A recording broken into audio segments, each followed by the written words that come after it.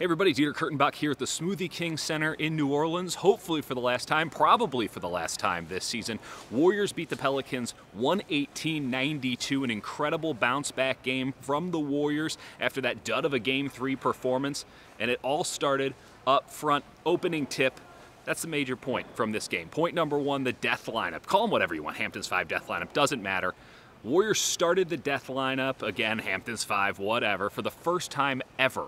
First time ever in this game, and it paid immediate dividends. Warriors jump out to a big lead. Defense was swarming. Draymond Green at center, Andre Iguodala on the floor doing all those little things that he does so well that don't show up in the box score. Warriors jump out to that big lead. The Pelicans could never recover. They had a nice run in the second quarter, but even then, Warriors put that death lineup back on the court, and it's over. Second big point, Kevin Durant was impossible in this game. 38 points, and the Pelicans just did not have an answer. They could not throw anyone at him to slow him down.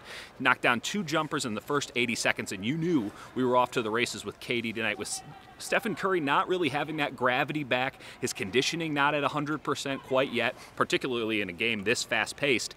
Kevin Durant had to be huge in Game 4. Draymond Green called him out before Game 4.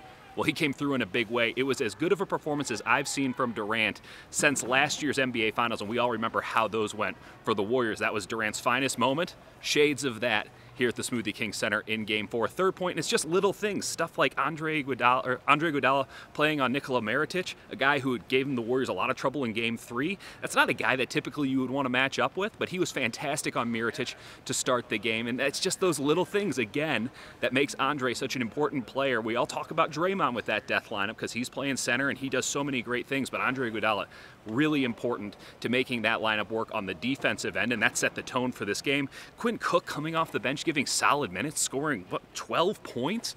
Quinn Cook getting himself into the rotation. Who would have thunk it? Big minutes there.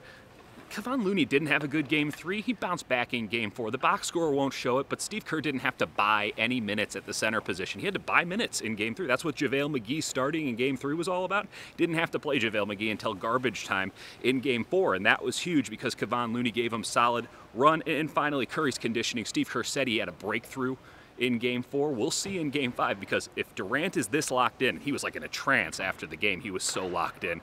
If he's locked in, and Curry's conditioning is back and he has that gravity back and all that stuff, look out. The Warriors might be reaching their peak powers right now, and that's the best possible time to do it. Again, hopefully for the last time from the Smoothie King Center, Dieter Kurtenbach. See you guys back in Oakland.